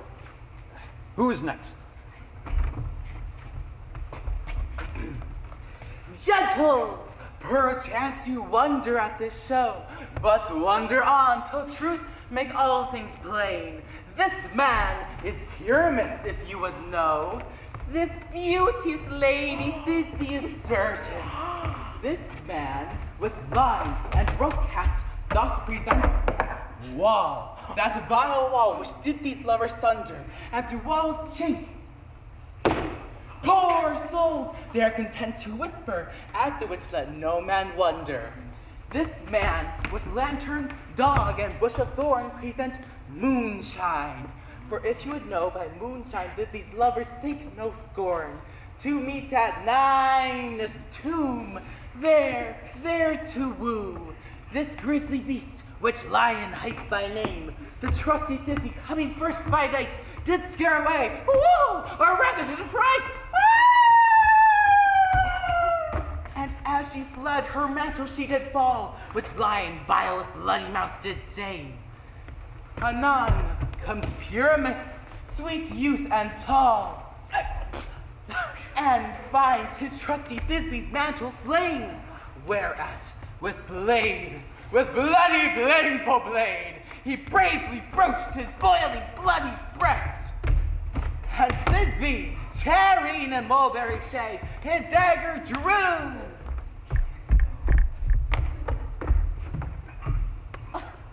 And died.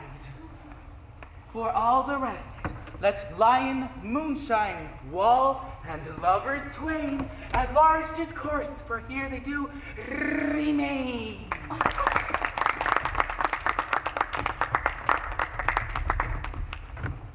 I wonder if the lion be to speak. No wonder, my lord. One lion may when many asses do. In this same interlude, it doth befall that I, when Snout by name present, a wall, and such a wall as I would have you think that had in it a crannied hole or chink, through which the lovers, Pyramus and Thisbe, did whisper often, very secretly. This loam, this rough cast in stone doth show that I am that same wall. The truth is so. And this, the crannied, is right and sinister, through which the fearful lovers are to whisper. Would you desire lime and hair to speak better? It is the wittiest partition that ever I heard discourse, my lord. Oh, here Pyramus drills near the wall. Silent. Oh. O grim-looked night, O night with hue so black, O night whichever art when day is not, O night, alack, alack, alack, I fear my Thisbe's promises forgot. And thou, O wall, O sweet, O lovely wall, that stands between her father's ground and mine, thou wall,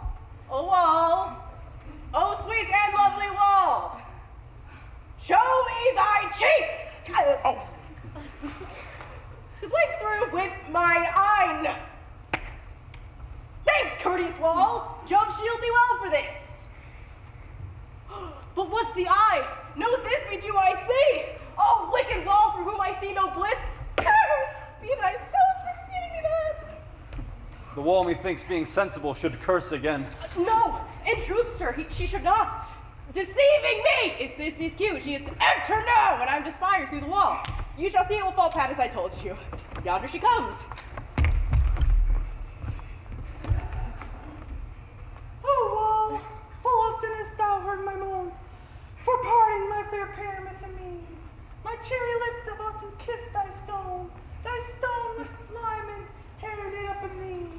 I see a voice. Now lie to the wall to spy, and I may hear my Thisbe's face. Thisbe? My love? Thou art my love, I think. Think what thou wilt. I am thy lover's grace, and like Lamander, my trusty still. And I like Helen till the fates me kill. Not Shaftless to Procris was so true. As Shaftless to Procris I to you. Oh, kiss me through the hole in this vile wall. I kiss this wall's hole, not your lips at all. Wilt thou and these two meet me straightway? Tide life, tide death, I come without delay. Thus have I wall, my part discharted so, and being done, thus wall away doth go. Now is the wall down between the two neighbors. No remedy, my lord, when walls are so willful to hear without warning. This is the silliest stuff that ever I heard. The best in this kind are but shadows, and the worst are no worse, if imagination amend them. Must be your imagination then, and not theirs. If we imagine them no worse than they of themselves, they may pass for excellent men. Oh, here come two noble beasts in, a man and a lion.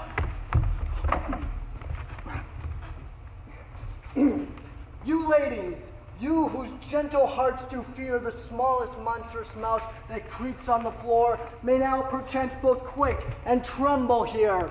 For when lion's wildest rage doth roar, then know that I, as Snug the joiner, am a lion's fell, nor else no lion's dam. For if I should as lions come into strife into this place, 'twere pity of my life. A gentle beast, and of a good conscience. The very best of a beast, my lord, that e'er I saw. This lion is a very fox for his valor. True, and a goose for his discretion. Not so, my lord, for his valor cannot carry his discretion, and the fox carries the goose. His discretion, I am sure, cannot carry his valor, for the goose carries not the fox. It is well. Leave it to his discretion, and let us listen to the moon. This lanthorn does the honey moon present. He should have worn the horns on his head. He is no crescent, and his horns are invisible within the circumference. This lanthorn does the honey moon present. Myself, the man in the moon, do seem to be. This is the greatest air of all the rest. The man should be put in the lanthorn. How else is the man in the moon? He dares not come there for the candle, for you see, it is already in snuff. I am aweary of this moon. Would he would change. It appears by his small light of discretion that he is in the wane. But yet, in courtesy, in all reason, we must stay the time. Proceed, Moon. All I have to say is to tell you, this Lanthorn is the moon. I, the man in the moon, the storm with my storm with the storm, my door. Why all these should be in the Lanthorn, for all of these are in the moon. Oh, but silence! Here comes Thisbe. This is old Minnie's tomb. Where is my love?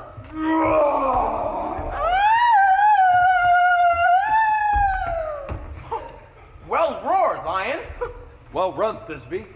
Well shown, Moon. Truly the moon shines with a good grace. Well moused, Lion. And then came Pyramus. And so the lion vanished. Sweet moon, I thank thee for thy sunny beams. I thank thee, moon, for shining now so bright.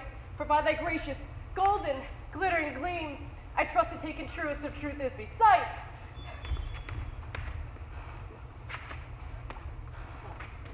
But stay, oh spite, but mark, poor knight, what dreadful dole is here? Eyes do you see? How can it be? Oh dainty duck, oh dear, thy mantle good, but stained with blood. Approach, ye furious fell. Oh fates, come, cut, thread, and thrum. Quail, crush, conclude, and quell. This passion and death of a dear friend would go near to make a man look sad. Beshrew my heart, but I pity the man. Oh, wherefore nature didst thou lion spring? That lion vile that has deflowered my dear, which is, no, which was, the fairest dame that lived, that loved, that liked, that looked with cheer. Contears confound! Out, sword and wound, the path of Pyramus! I, that left path, where heart doth hop, and thus die I. Thus. Thus. Thus. Now am I dead. Now am I fled. My soul is in the sky, tongue lose thy light, moon take thy flight. And die. Die. Die.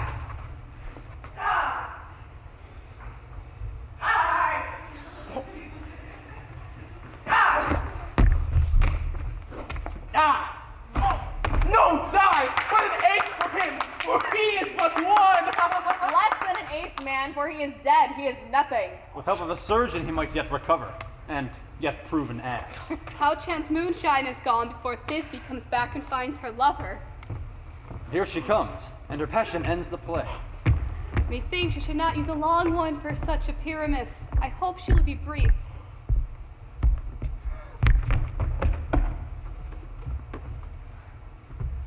Sleep, my love? What dead, my dove? Oh, Pyramus, arise. Speak, quite dumb? Dead a tomb? Must cover thy sweet eyes, these lily lips, this cherry nose, these yellow cowslip cheeks are gone, lovers make moan. Aww. His eyes were green as leeks. Oh, sister sweet, come to me, with hands as pale as milk, laid him in gore, sent you offshore, with shears his sweat of silk, tongue not a word. Come, trusty sword, come blade my breast and brew.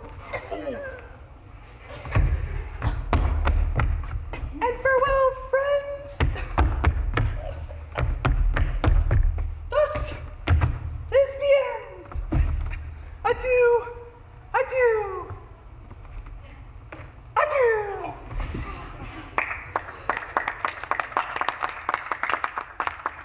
Moonshine and Lion are left to bury the dead? Aye, and Wall too! No, I assure you, the wall is down that part of their fathers. Now, would it please you to hear an epilogue, or to see a burgomist between two of our company? No epilogue, I pray you, for your play needs no excuse. Never excuse. But come, your burgomist, let your epilogue alone.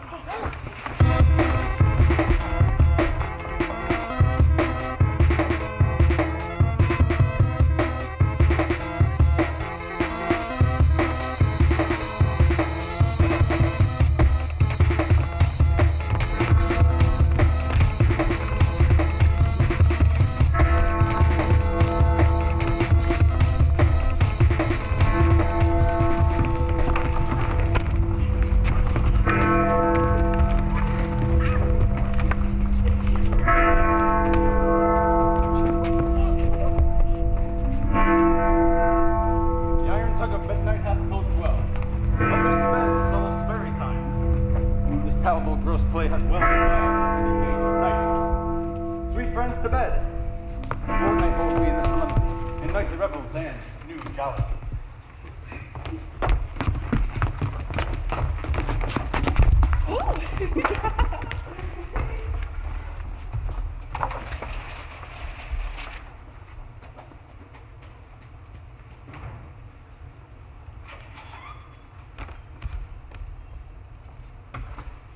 Now the hungry lion roars, and the wolf beholds the moon, whilst the heavy ploughman snores, all with weary task fordone. Now the wasted brands do glow, whilst the screech owl, screeching loud, puts the wretch that lies in woe in remembrance of a shroud. Now 'tis the time of night, that the graves all gaping wide, every one lets forth his sprite in the churchway paths to glide. And we fairies that do run by the triple Hecate's team from the presence of the sun, following darkness like a dream, now our frolic. Not a mouse shall disturb this hallowed house. I am sent with broom before to sweep the dust behind the door.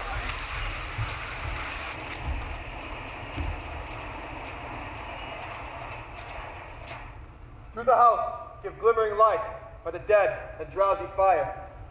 Every elf and fairy sprite, hop as light as bird from briar. Hand in hand with fairy grace, we will dance and bless this place. Now, to the break of day, through this house, each fairy stray. The best bride that will be, which by us shall blessed be. And the issue there create, ever shall be fortunate. So shall all the couple three, ever true and loving be. This deal do consecrate, every fairy take his name, and each central chamber blessed, held, and the ornament blessed, ever shall in safety rest. Trip away, make no stay, meet me all by break of day.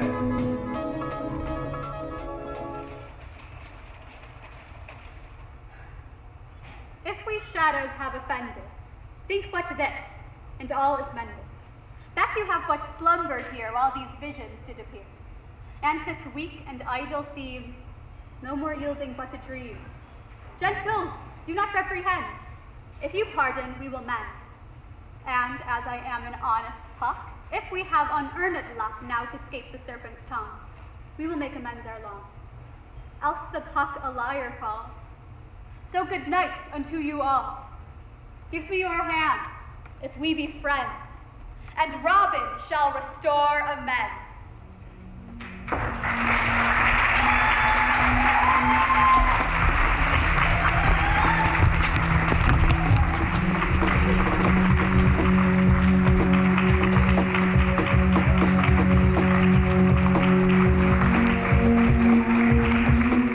Oh, we got one. Okay. Now, all of the set designing and props and stuff that you laid out, they're very well done, and I applaud you guys. They look fantastic. But I have a question. Do you guys do this for like a credit in school, like, or do you do like what on the side? Do you have like class for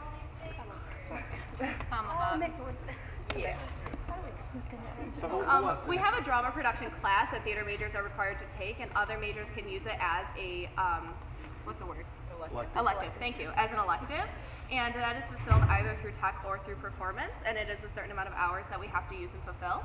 So us theater majors have to do 4 of those classes, which is 2 whole years. And then the rest you can just kind of do. But there are a lot of people that are here that aren't in the class, but they do it just because they love it. So that's really cool. I don't get credit, but it's a great time. Yeah. Any other questions? Yes. How long did it take for you guys to prepare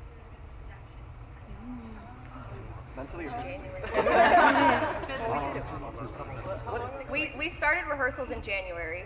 Once a week on Tuesday afternoons. Yes. And then we moved on to evening rehearsals. Yep. About a month and a half. How long does it take you guys to get ready for costume? Where's Christina? Yeah, where's Christina? Yeah. There she is. Depending on the show time, we usually do about 2 hours. beforehand. Most people get here, like if we have a 7:30 show, they'll be here at 4. Especially for our Titania, who has to glue all the flowers on her face every night. Any other questions? Yes. Out of you guys, like, how many Shakespearean performances have you done, like, personally? This one. Oh, sorry. This will be my first time. Oh yeah, because you heard. Who are you? Okay, quick question for the 5 performance guy. Have you? Oh shit. Were you crew for all those performances, or did you like perform in there as a character? Nah, this is the first time I've been crew, and I've performed in all the other ones. Yes, I've been infected. Literally. Yes. How did you guys make that chair?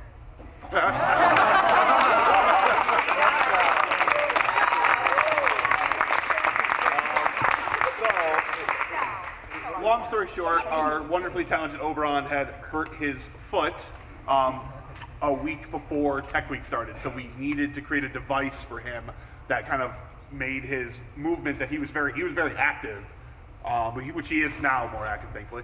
But he was very limited in his movement, so we came in. My crew, Alex was there, Christina, Ray, Sam. We literally took sticks and logs from Melissa's house, and we just built him a chair, literally from sticks and the moss that we had left over from the set.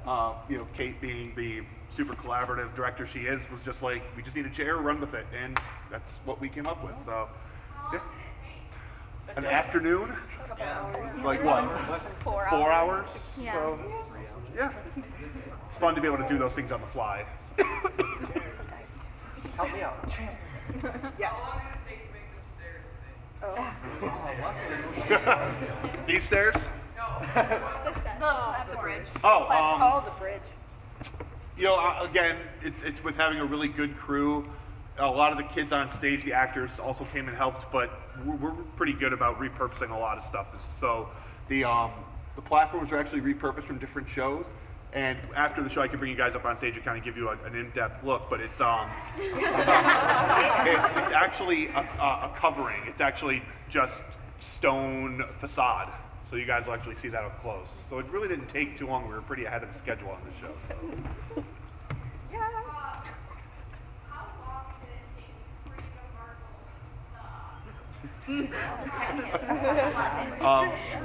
Melissa, do you want to, or Alex, you want to take that one?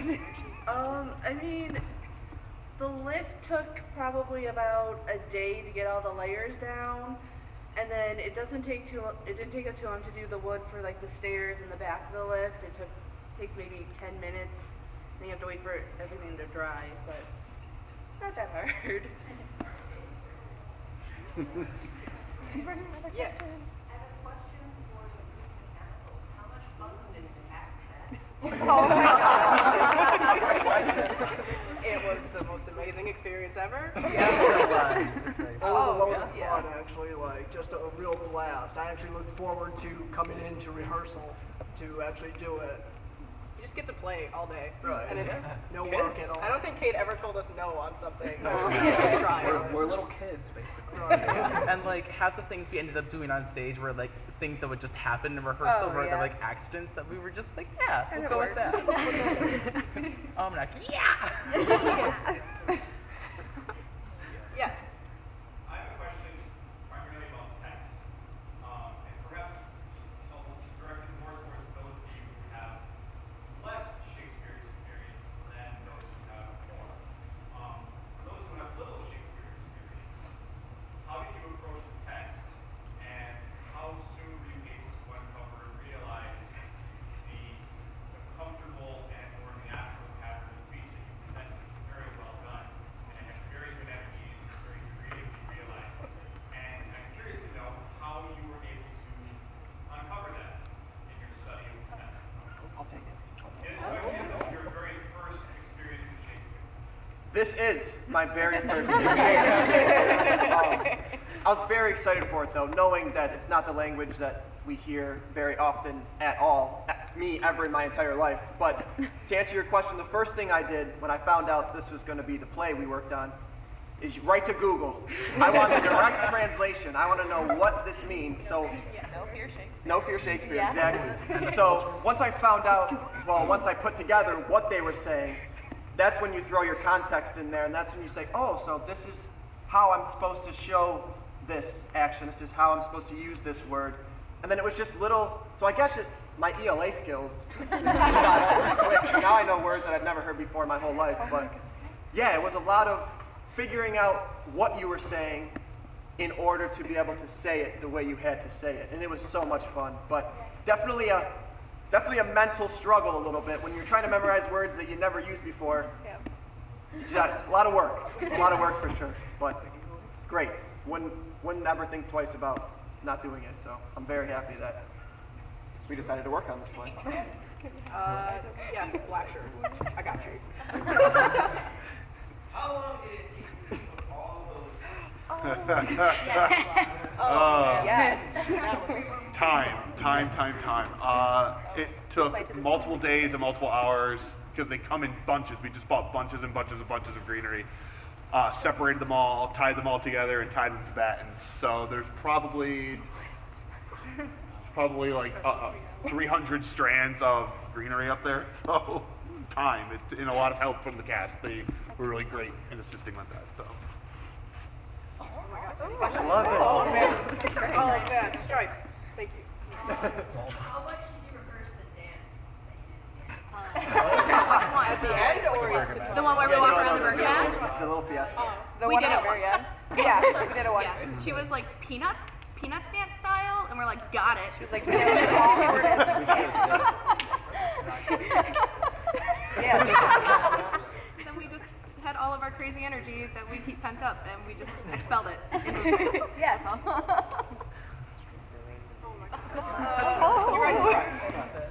have a question about casting, so this might be for Kate. Were you specifically looking to cast Lysander as a female, or did it just arise based on the casting process? It arose based on a recasting, actually. It wasn't the original casting.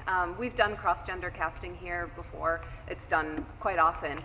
We were actually aiming to do a pretty traditional rendering of the production for this go-round because of some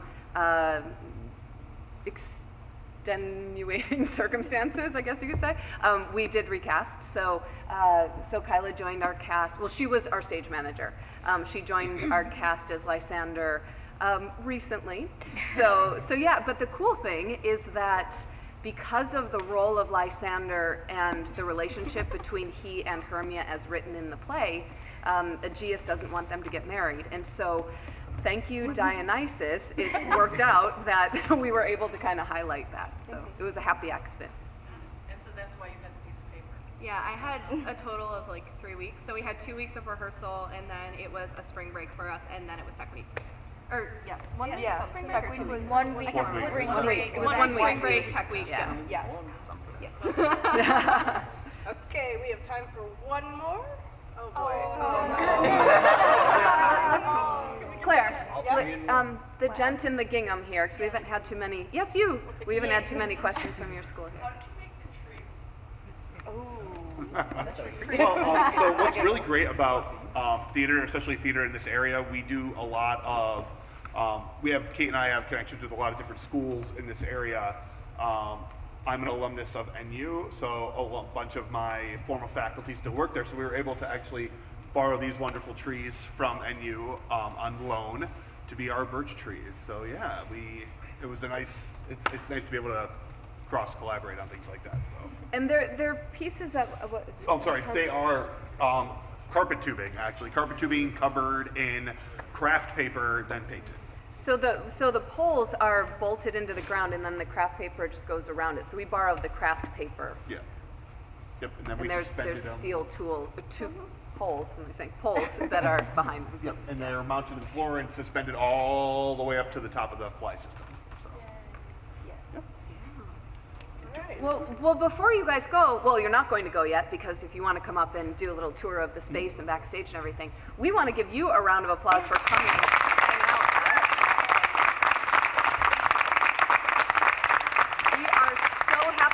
here this Wednesday morning. Thank you for spending time coming all the way from your schools, and field trips are fun.